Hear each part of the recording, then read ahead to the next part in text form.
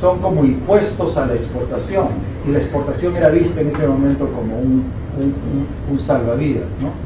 Limita el acceso a los insumos, impide el desarrollo tecnológico, orienta los recursos productivos a donde no se necesitan y produce un tipo de cambio sobrevaluado. He dicho pequeña para darles una idea cuán pequeña la economía es siguiente. Ese es el tamaño del Perú, ¿no? Quise poner el mundo, pero no entraba en esto, ¿no? Estados Unidos es 25, China es 8,5, India es 2,13, Singapur es 31, Chile y Perú son, en números redondos, 1/4% de la economía mundial. Entonces no podemos estar fabricando marcapasos en el Perú, los tenemos que importar y dedicarnos a exportar aquellos en los que tenemos ventaja comparativa. Singapur lo entendió hace mucho tiempo. Singapur tiene una economía curiosamente con un PBI no tanto mayor que el Perú. El PBI de Singapur es 180.000 millones de dólares, exporta 250.000. ¿Cómo es eso? Que produce 180 y exporta 250. Bueno, exporta mucho y importa otros 250, y lo que queda en medio es lo que queda en las utilidades de una bodega, ¿no? Trae cosas, manufactura, y el valor agregado es lo que da $50.000 a cada singapurense por año en una isla que mide 20 kilómetros por 30 kilómetros, ¿no? Bueno, tiene un buen puerto. Rápidamente las ventajas, esos dos cuadros que parecen muy parecidos, en un lado es crecimiento del PBI per cápita y a la derecha es la apertura del comercio, son distintos países, es evidente la relación. Siguiente, una pequeña digresión sobre la destrucción de la industria, ¿no? A diferencia de los colombianos, que se han demorado mucho y al final no pudieron firmar con Estados Unidos el Tratado de Libre Comercio, nosotros habíamos reestructurado toda la industria. Esto lo he tomado de un libro de nuestro panelista Altavos. Entonces, lo que tenemos es que esos son todos los sectores clasificados, hay 50 y tantos, y vemos que hay unos sectores que desaparecieron realmente, ¿no? Como el ensamblaje de radio y televisión, de cosas, y otras cosas que crecieron. En la siguiente podemos ver cómo crecieron. En años donde la economía crecía de manera normal, teníamos sectores que crecían hasta 18% por año por una década, ¿no? Y esto ha continuado. Hoy día no hay fábricas ni plantas que se instalan en el Perú, sino pensando en el mercado local eficiente o en el mercado internacional. Es decir, estas mini plantas para llevarse la aduana a su casa son ya inexistentes.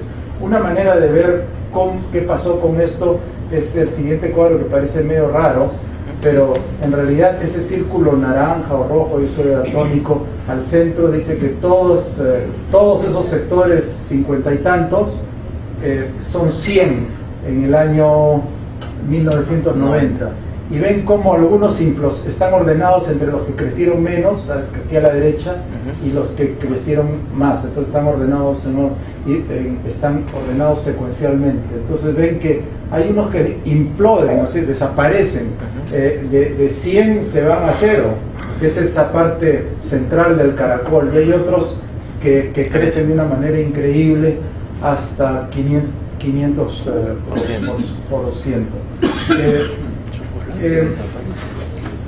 Pero muchos dicen se ha desindustrializado el Perú. Bueno, del 92 hasta el 2008 vemos ahí que la proporción de la industria en el PBI, a pesar del enorme crecimiento de la minería y otros sectores, sobre todo la minería, sigue siendo 15%, pero yo postulo que antes nunca fue 15%, porque a la hora de medir el PBI es muy difícil limpiar la protección, los impuestos, los aranceles de las tablas de insumo producto, etcétera, pero aún si las limpiamos bien, queda lo que era la base de la industria, de la estructura arancelaria, de la estructura de protección, que eran las restricciones cuantitativas, la protección. No hay manera de limpiar.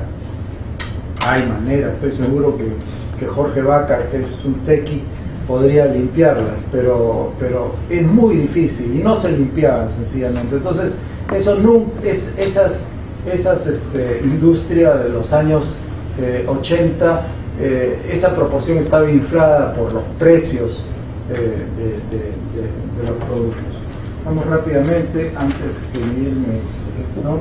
Aquí tienen unas cifras de qué pasaba cuando no estábamos abiertos. Aquí vemos la tasa de crecimiento excepcionales que se ha logrado con la apertura en el periodo del 93-97 y luego de un corto periodo de la crisis rusa y la crisis de la asiática, donde se crece solo 1.1%, se retoma ese crecimiento. Pero está este crecimiento bastante bien distribuido, lo vemos en todo el país, ¿no? Y vemos cómo ha aumentado el promedio real anual de los hogares, el ingreso anual de los hogares en todos esos sectores. Y en Lima, en la siguiente podemos ver, bueno, estos son en algunas ciudades en concreto. En la siguiente podemos ver en una encuesta que hace apoyo cómo ha cambiado lo que se llaman niveles socioeconómicos, con una disminución importantísima en el sector D, ¿no? Perdón, E, y un aumento significativo en el sector C y B, ¿no? Entonces también crecen los ricos, ¿no?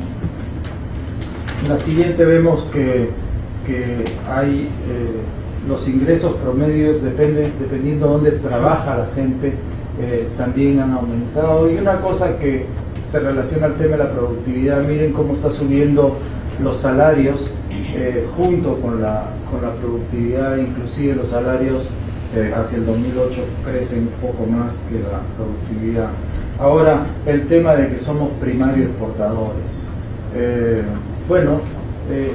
La tasa de crecimiento, a pesar de que maduran innumerables proyectos mineros, la tasa de exportaciones no tradicionales ha sido espectacular, ¿no? Cuando uno cuenta ahora que el Perú exporta 2.000 millones de dólares de ropa, ropa, ¿no? O sea, yo he visto polos peruanos en Hong Kong.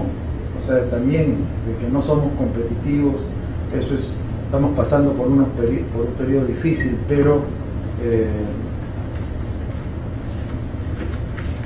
ahora, afortunadamente creo que los tratados de libre comercio han generado algo que es mucho más importante que el simple comercio.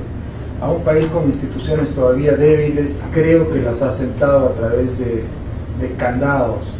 Yo creo que Argentina, con un tratado de libre comercio tan amplio como los que ha firmado el Perú, nunca hubiera entrado en los problemas